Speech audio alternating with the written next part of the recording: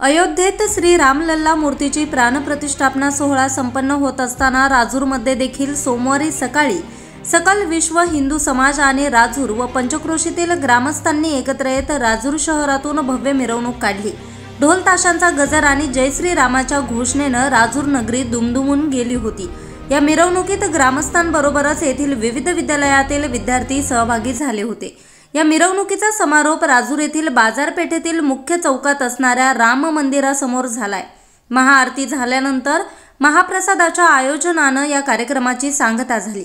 या कार्यक्रमास माजी मंत्री मधुकरराव पिचड, आमदार डॉक्टर किरण लहामटे, माजी आमदार वैभवराव पिचड यांनी देखील भेट दिली। तर राजूरच्या माजी सरपंच हेमलता पिचड, सरपंच पुष्पा निगळे, उपसरपंच संतोष बनसोडे, गोकुळ कानकाटे आदींसह मोठ्या संख्येने ग्रामस्थ, सकल हिंदू समाज संघाचे कार्यकर्ते उपस्थित होते।